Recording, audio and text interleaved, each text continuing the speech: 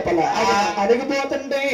ఆడగాలను తల్లి సృష్టించినాడు ఆడగాలను తల్లి సృష్టించినాడు ఊటగాలను తల్లి సృష్టించినాడు ఊటగాలను తల్లి సృష్టించినాడు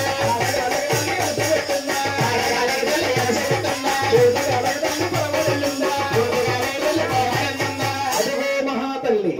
ఆడగారు సృష్టించి అలా అలిసిపెట్టిందండి ఊటగారు సృష్టించి వెళ్ళిపోతుంది ఈ దొందు లోపల ఇలాగే ఉండిపోనా అవును ఏమి చేస్తే బాగుంటుంది మహాతల్లి ఆ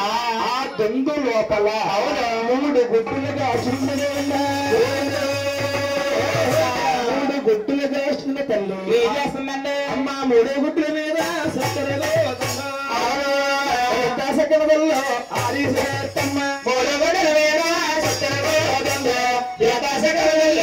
ఆరిసేత్తమ్మ 3 గుడ్లు పట్టుకుని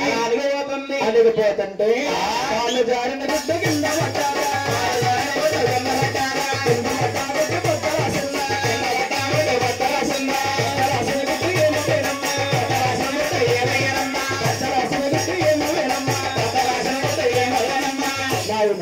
కాళ్ళు జారిపోయిన గుడ్డు పడిపోయిందా ఆ గంగలో పడ్డ గుడ్డు తలాసిపోయింది తలాసిన పేడులు అమ్మా కిందన్న పేడి పోయిందో ఆకాశమందు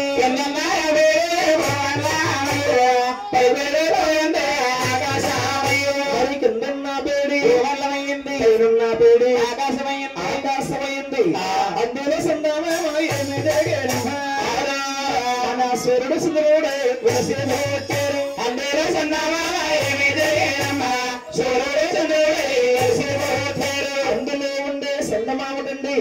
మన సూర్యుడు సుందరుడు ఉదయించారు రాలి నరంబులు ఏమవేనమ్మా ఆకాశమంతా సుత్తలు వేరు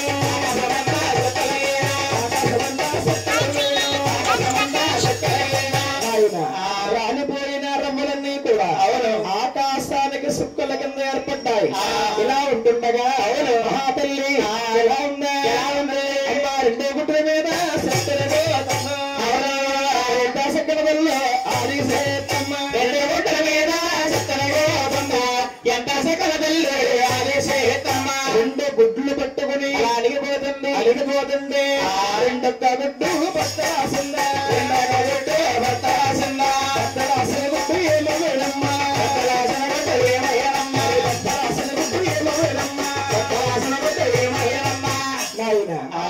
గుడ్డు మధ్య రాస్తే ఆ గుడ్డు లోపల అగ్నం పుట్టండి వాయువు పుట్టండి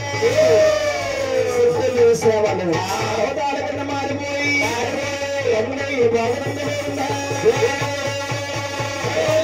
ఈ సభా ప్రజలు ఆశ్చర్యముగా అడుగుతున్నారు గారు ముందు కంటే గంగ పుట్టిందన్నారు అవును మళ్ళీ గంగ అయిపోకడం ఏమిటి అనుకుంటున్నారండి మన భూదేవి కింద ఉందండి భూదేవి పైన ఉందండి మన భూదేవి తల్లి ఇటు చూస్తున్న కోటు గుడ్డు ఆకారముగా ఉండిపోయింది ఇలా ఉంటుండగా అవును మహాతల్లి ఎలా